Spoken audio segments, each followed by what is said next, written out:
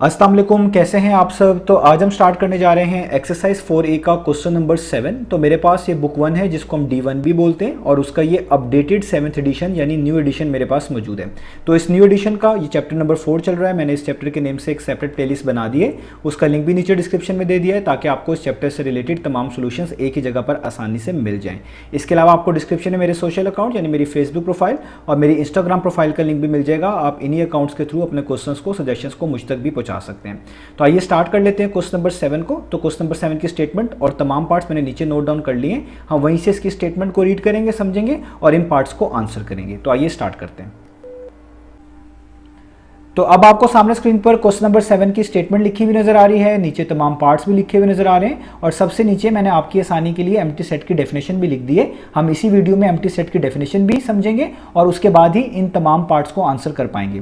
तो सबसे पहले स्टेटमेंट से स्टार्ट कर लेते हैं, स्टेटमेंट रीड कर लेते हैं और समझ लेते हैं। तो स्टेटमेंट में लिखा हुआ है state whether each of the following sets is an empty set. तो आपको क्वेश्चन नंबर 7 की स्टेटमेंट में कहा जा रहा है कि नीचे दिए गए सेट्स में से आपने बताना है, स्टेट करके दिखाना है, स्टेट करना है कि नीचे दिए गए सेट्स एम्प्टी सेट हैं कि नहीं है। आप इसी चीज को ऐसे भी समझ सकते हैं कि नीचे ए से लेकर जे तक डिफरेंट स्टेटमेंट्स आपको बताई गई हैं जो किसी ना किसी सेट को रिप्रेजेंट कर रही हैं।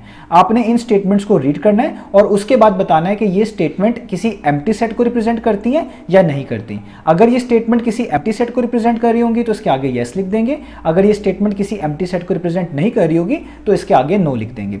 अब इसके लिए जरूरी है कि पहले आपको एम्प्टी सेट की डेफिनेशन पता हो, जो कि मैंने नीचे लिखी हुई है। तो आप नीचे देख सकते हैं एम्प्टी सेट की डेफिनेशन है a set with no elements. हम एक ऐसे सेट को एम्प्टी सेट कहते हैं जिसके अंदर कोई एलिमेंट्स ही ना हो। नो एलिमेंट्स का मतलब उसके अंदर कोई एलिमेंट्स ना हो। और इस सेट को की नोटेशन क्या होती है, इसको रिप्रेजेंट किस तरह किया जाता है, या तो हम इस तरीके से ये आप कह लें कर्ली ब्रैकेट्स डाल देते हैं और उसके अंदर कुछ नहीं लिखते, ये भी एम्प्टी सेट को रिप्रेजेंट करता है। और या तो हम ये वाला सिंबल बना देते हैं जिसको हम बोलते हैं अक्सर फाई, ये भी एम्प्टी सेट को रिप्रेजेंट करता है। याद रखिएगा एम्प्टी सेट का नाम नल सेट भी होता है, आप इसको नल सेट भी कह सकते हैं। तो बहुत सिंपल सी डेफिनेशन हो गई। ऐसा सेट जिसके अंदर कोई भी एलिमेंट्स ना हो उसको हम बोलेंगे एम्प्टी सेट। उसको इस तरह ब्रैकेट्स डालकर उसके अंदर कुछ ना लिखें, इस तरह रिप्रेजेंट किया जा सकता है और इस सिंबल फाई से भी रिप्रेजेंट किया जा सकता है। और एलिमेंट्स को आप पहले ही समझते हैं, एलिमेंट्स कहते हैं जो सेट के अंदर मौजूद हो, यानी वो चीजें जो सेट के अंदर लिखी जाती हैं। अक्सर औकात इनको कॉमास के जरिए सेपरेट करके रिप्रेजेंट किया जा रहा होता है, इन्हीं को सेट का एलिमेंट्स कहा जा रहा होता है। ये लेटर्स हो सकते हैं, किसी का नाम हो सकते हैं,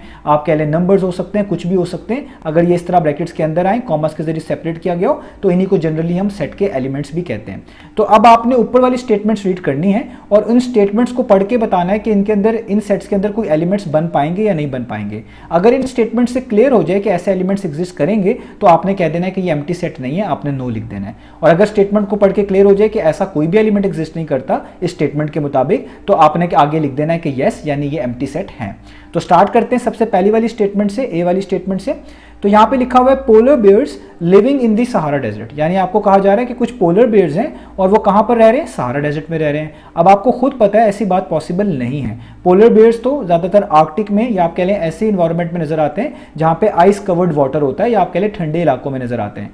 सहारा डेजर्ट के अंदर तो पहले इतनी गर्मी है, तो पोलर बेयर्स किस तरह बेचारे वहां पर रह पाएंगे। तो इसका मतलब है इधर जो एलिमेंट्स हैं वो बेसिकली पोलर बेयर्स थे। आपने एक ऐसे सेट बनाना था जिसमें वो पोलर बेयर्स आते जो कि सहारा डेजर्ट में रह रहे होते। तो जब कोई ऐसा पोलर बेयर एग्जिस्ट ही नहीं करता जो कि सहारा डेजर्ट में रह सके, क्योंकि पोलर बेयर्स ठंडे इलाकों में रहते हैं, सहारा डेजर्ट में तो नहीं वो रह पाएंगे, तो इसका मतलब है इस सेट के अंदर कोई एलिमेंट आएगा ही नहीं, ऐसा कोई पोलर बेयर एग्जिस्ट ही नहीं करता। तो जब ऐसा कोई पोलर बेयर एग्जिस्ट ही नहीं करता तो इस स्टेटमेंट के मुताबिक यही पोलर बेयर्स इस सेट के एलिमेंट्स थे। तो जब ऐसे पोलर बेयर्स एग्जिस्ट ही नहीं कर रहे तो आपने कह देना कि इस सेट का मतलब है ये एक एम्प्टी सेट है, इसके अंदर कोई भी एलिमेंट नहीं आएगा, कोई भी ऐसा पोलर बेयर नहीं है जो कि सहारा डेजर्ट में रहता हो। तो इसका मतलब है इस स्टेटमेंट के मुताबिक ये एक एम्प्टी सेट को रिप्रेजेंट कर रही है। तो आप इसके आगे लिख देंगे यस कि वाकई में इस स्टेटमेंट के मुताबिक ये एक एम्प्टी सेट ही बनता है, ऐसा कोई भी पोलर बेयर नहीं है। तो यस का मतलब है ये स्टेटमेंट एम्प्टी सेट को रिप्रेजेंट कर रही है, एम्प्टी सेट है। ठीक है, आगे चलते हैं। तो अब हम कर लेते हैं पार्ट नंबर बी। तो पार्ट नंबर बी में रीड करने जा रहा हूं। यहां पे लिखा हुआ है bald man with a crew cut. अब बाल्ड मैन का मतलब होता है एक ऐसा पर्सन जिसके सर पे कोई बाल ना हो, और क्रू कट एक आप कह लें खास हेयर स्टाइल है। तो जाहिर बात है हेयर स्टाइल तो उसी का बनेगा जिसके सर पे बाल होंगे।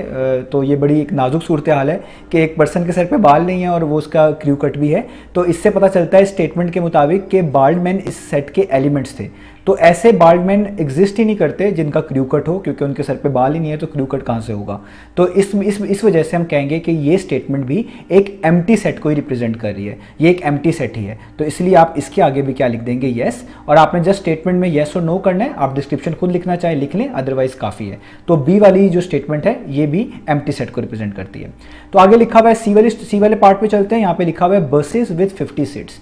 तो देखिए ये स्टेटमेंट के अंदर ऐसी बसेस का जिक्र किया जा रहा है जिसमें 50 सीट्स हैं। तो ऐसी बसेस एग्जिस्ट कर सकती हैं जिसमें 50 सीट्स होती हैं, या आप कह लें 50 से ज़्यादा भी हो सकती हैं, ऐसी बसेस भी हैं। तो इसका मतलब है इस सेट के लिहाज से उन बसेस को लिखना आसान रहा करेगा जिसके अंदर 50 सीट्स मौजूद होंगी, यानी ये चीज़ें एग्जिस्ट करेंगी, ये एलिमेंट्स एग्जिस्ट करेंगे। तो इसलिए इस सी वाली स्टेटमेंट को हम देख के कह सकते हैं कि ये स्टेटमेंट किसी एम्प्टी सेट को रिप्रेजेंट नहीं कर रही, ऐसी बसेस हैं जिसमें 50 सीट्स होती हैं। तो इसका मतलब है इसके आगे आप क्या लिख देंगे, नो, यानी ये एम्प्टी सेट नहीं है। तो अब हम यहाँ पर डी पार्ट को रीड कर लेते हैं। तो डी पार्ट में लिखा हुआ है boys who wear skirts to school. तो जाहिर बात है ये भी एम्प्टी सेट होने वाला है, ऐसे कोई बॉयज़ नहीं है जो कि स्कर्ट्स पहन के स्कूल जा रहे हों। तो इसका मतलब है इस स्टेटमेंट के अंदर जो एलिमेंट्स थे वो बॉयज़ थे जिन्होंने स्कर्ट्स पहन के स्कूल जाना था, और ऐसे बॉयज़ एग्जिस्ट ही नहीं करते जो स्कर्ट्स पहन के स्कूल जाएँ। तो इसलिए हम कहेंगे ये स्टेटमेंट जो है एक एम्प्टी सेट को रिप्रेजेंट कर रहे हैं, ऐसे बॉयज़ एग्जिस्ट नहीं करते। तो आप इसके आगे येस लिखेंगे कि वाकई में ये स्टेटमेंट एक एम्प्टी सेट को रिप्रेजेंट कर रही है। आगे चलते हैं। तो ई पार्ट में लिखा हुआ है orators who can not talk well. Orators किसको बोलते हैं, जो कि स्किल्ड पर्सन होता है स्पीचेस के अंदर, यानी जो अच्छी स्पीच जो है डिलीवर कर सकता हो। और ये इनका स्किल ही ये होता है। या अक्सर आपने देखा होगा कि जो मोटिवेशनल टॉक करते हैं वो बेसिकली ओरेटर्स ही होते हैं, वो स्किल्ड पर्सन होते हैं। तो ऐसा हो ही नहीं सकता कि एक पर्सन ओरेटर हो और उसको बोलना ही ना आता हो, तो ऐसा मुमकिन नहीं है। तो इसलिए ये जो इस स्टेटमेंट के अंदर एलिमेंट्स हैं वो ओरेटर्स थे जो कि अच्छी तरह बात ना कर सकते हो। तो ऐसा मुमकिन नहीं है, ऐसा कोई ओरेटर नहीं होता जो बाकी बात ही ना कर सकता, उसका काम ही बात करना है, उसका काम ही स्पीच देना है। तो इसका मतलब है ई पार्ट भी किसी एम्प्टी सेट को ही रिप्रेजेंट कर रहा है, ये एक एम्प्टी सेट ही है। तो इसके आगे भी आप क्या लिख देंगे, यस, यानी ये भी ई पार्ट भी एम्प्टी सेट को रिप्रेजेंट करता है। तो अब हम स्टार्ट कर लेते हैं पार्ट नंबर एफ को। तो पार्ट नंबर एफ में लिखा हुआ है odd numbers that are divisible by 4, यानी ऐसे ऑड नंबर्स जो कि 4 से डिवाइड होते हो। अब ऑड नंबर्स किनको बोलते हैं, जनरली उन नंबर्स को जो 2 पर डिवाइड नहीं होते, या आप कह लें 2 के टेबल में नहीं आते। तो याद रखिएगा ऑड नंबर्स कभी भी किसी इवन नंबर से डिवाइड नहीं होते। तो यहाँ पे ऑड नंबर्स को अगर आपको कहा जा रहा है कि वो 4 से डिवाइड होने वाले ऑड नंबर हैं, तो ये बात गलत है। ऐसे कोई ऑड नंबर एग्जिस्ट नहीं करते जो किसी इवन नंबर से डिवाइड होते हो। ये 4 एक इवन नंबर है। इसका मतलब है इस स्टेटमेंट के अंदर भी एम्प्टी सेट को रिप्रेजेंट किया जा रहा है, क्योंकि इस स्टेटमेंट के अंदर वो एलिमेंट्स थे, वो ऑड नंबर्स एलिमेंट्स थे जो डिविजिबल बाय 4 होने थे। लेकिन ऐसा क्योंकि कोई ऑड नंबर एग्जिस्ट ही नहीं करता, तो इस सेट के अंदर भी कोई एलिमेंट्स एग्जिस्ट ही नहीं करते। तो इसलिए इसके आगे भी हम यस ही लिखेंगे, यानी पार्ट नंबर एफ भी जो है वो भी एक एम्प्टी सेट ही है, एम्प्टी सेट को रिप्रेजेंट कर रहा है। आगे चलते हैं जी पार्ट पे। तो जी पार्ट में लिखा हुआ है multiples of 3 that are divisible by 9। अब 3 के मल्टीपल्स किसको बोलते हैं, जो 3 के टेबल पे आते हैं, यानी वो नंबर जो 3 से मल्टीप्लाई करके बनाए जा सकते हैं, उनको मल्टीपल्स ऑफ 3 कहते हैं। तो वो कह रहे हैं वो मल्टीपल्स ऑफ 3 हैं इस सेट के अंदर जो कि 9 से डिविजिबल होते हैं, 9 उनको डिवाइड कर देता है। जैसे फॉर एग्जांपल मैं एक मल्टीपल ऑफ 3 लिखता हूँ, 3 1 टाइम्स कितना होता है 3, ये पहला मल्टीपल है। 3 2 टाइम्स कितना होता है 6, ये दूसरा मल्टीपल है 3 का। और 3 3 टाइम्स कितना होता है 9, तो ये तीसरा मल्टीपल है। अब देखिए ये जो 9 है ये 3 का मल्टीपल भी है, और अगर आप 9 को 9 पर डिवाइड करें तो ये प्रॉपर्ली डिवाइड भी हो जाता है। कट के आंसर क्या आ जाएगा 1, क्योंकि 9 1 टाइम्स 9 होता है। तो आपको एक तो एलिमेंट यहीं से पता चल गया कि एक नंबर 9 ऐसा एग्जिस्ट करता है जो 3 का मल्टीपल भी है, 3 के टेबल पर भी आता है, और अगर इस नंबर को 9 पर डिवाइड किया जाए तो डिवाइड भी होता है। अब इस तरह के और भी नंबर्स हैं, जस्ट एक नहीं है, मैंने आपको जस्ट एक इसलिए बता दिया है कि अब ये सेट एम्प्टी सेट नहीं हो सकता। अगर किसी सेट के अंदर एक एलिमेंट भी आ गया तो वो एम्प्टी सेट तो नहीं कहलाएगा। तो इसका मतलब जी पार्ट के अंदर एक एलिमेंट तो हमने ढूंढ लिया 9, एक ऐसा नंबर है जो 3 का मल्टीपल भी है और 9 से डिवाइड भी होता है। तो इसका मतलब है जी पार्ट जो है एक एम्प्टी सेट को रिप्रेजेंट नहीं करता, इसके अंदर एलिमेंट्स होंगे। तो इसलिए इसके आगे क्या लिख देंगे, नो लिख देंगे। ठीक है, अब आगे चलते हैं। अब लिखा हुआ है एज के अंदर कि एक ऐसा सेट जिसमें ट्राइंगल्स हैं हैविंग 3 इक्वल साइड, जिसकी तीन इक्वल साइड्स हैं। और आपको पता है ऐसा ट्राइंगल एग्जिस्ट करता है, उस ट्राइंगल का नाम होता है इक्विलेटरल ट्राइंगल। ऐसा ट्राइंगल जिसकी तीनों साइड्स इक्वल हो, तो ऐसा ट्राइंगल एग्जिस्ट करता है। तो इसका मतलब है इस स्टेटमेंट के मुताबिक इसके एलिमेंट्स एग्जिस्ट करते हैं, ऐसे ट्राइंगल्स हैं जिनकी इक्वल साइड्स होती हैं, तो ये एम्प्टी सेट नहीं हो सकता। इसलिए इसके आगे भी यानी एज पार्ट के आगे भी आप क्या लिखेंगे, नो, कि यानी इसका भी जो आंसर है वो क्या है, नो में है, यानी ये एम्प्टी सेट नहीं है।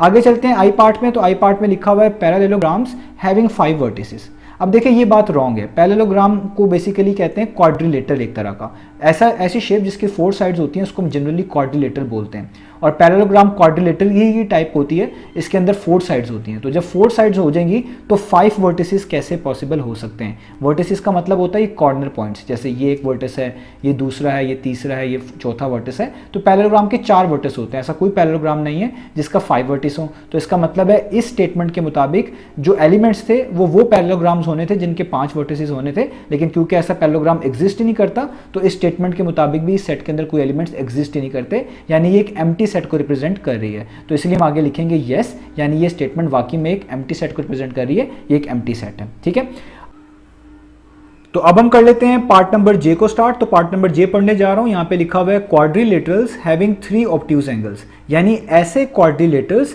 जिनके अंदर 3 ऑब्ट्यूज एंगल्स हों। अब क्वाड्रिलेटरल्स किसको बोलते हैं, हम उन फिगर्स को क्वाड्रिलेटरल्स कहते हैं जिनकी 4 साइड्स होती हैं। इसके अंदर स्क्वायर भी आ जाता है, इसके अंदर रेक्टेंगल भी आ जाता है, इसके अंदर पैरेललोग्राम भी आ जाता है, इसके अंदर ट्रेपीजियम भी आ जाता है। तो आप याद रखिएगा जितने भी क्वाड्रिलेटरल्स होते हैं जो कि 4 साइडेड फिगर्स कहलाते हैं, उनके तमाम एंगल्स का सम हमेशा 360 डिग्री आता है, यानी उसके अंदर जितने भी एंगल्स होते हैं जो कि 4 होते हैं उनको ऐड करेंगे तो हमेशा 360 डिग्री मिलना चाहिए। तो अगर कोई ऐसा क्वाड्रिलेटर हो जाए जिसमें 3 एंगल ऑब्ट्यूज हो जाए, ऑब्ट्यूज का मतलब वो एंगल्स जो 90 डिग्री से बड़े हों और 180 से छोटे हों, उनको ऑब्ट्यूज एंगल कहते हैं। तो किसी भी क्वाड्रिलेटर के अंदर कोई अगर ऐसे एंगल्स मौजूद हों जो 90 डिग्री से बड़े हों और वो तादाद में 3 हों, तो कभी भी उस क्वाड्रिलेटर के तमाम एंगल्स का सम 360 नहीं आता बल्कि 360 से बढ़ जाता है। इसलिए ऐसा कोई भी क्वाड्रिलेटर एग्जिस्ट नहीं करता जिसके अंदर 3 ऑब्ट्यूज एंगल हो, यानी उसके अंदर 3 एंगल ऐसे हो जो 90 डिग्री से बड़े हों, क्योंकि अगर वो 90 डिग्री से बड़े हुए तो उन 3 को और उस चौथे वाले एंगल को जब आप ऐड करेंगे तो सम 360 से बड़ा आ जाएगा, जो कि क्वाड्रिलेटरल की डेफिनेशन के खिलाफ है, क्योंकि क्वाड्रिलेटरल्स के अंदर हमेशा sum of all interior angles 360 degree के इक्वल होता है। तो इस स्टेटमेंट के मुताबिक जो इसमें एलिमेंट्स थे वो थे क्वाड्रिलेटरल्स, यानी वो वाले क्वाड्रिलेटरल्स जो कि जिनके अंदर 3 ऑब्ट्यूज एंगल हो, और ऐसा कोई क्वाड्रिलेटर एग्जिस्ट ही नहीं करता जिसके अंदर 3 ऑब्ट्यूज एंगल हो। उसकी रीजन बता दी, तो इसका मतलब ये स्टेटमेंट भी एक एम्प्टी सेट को रिप्रेजेंट कर रही है। इस स्टेटमेंट से मुराद एक एम्प्टी सेट है, ये एक एम्प्टी सेट है। तो इसलिए आप इसके आगे क्या लिख देंगे, यस, यानी ये स्टेटमेंट भी एक एम्प्टी सेट है। तो यहां पर हमारे ये तमाम पार्ट्स फिनिश हुए। तो उम्मीद है आपको ये तमाम पार्ट्स समझ आए होंगे। इंशाल्लाह नेक्स्ट वीडियो से मिलेंगे बाकी सॉल्यूशंस के साथ।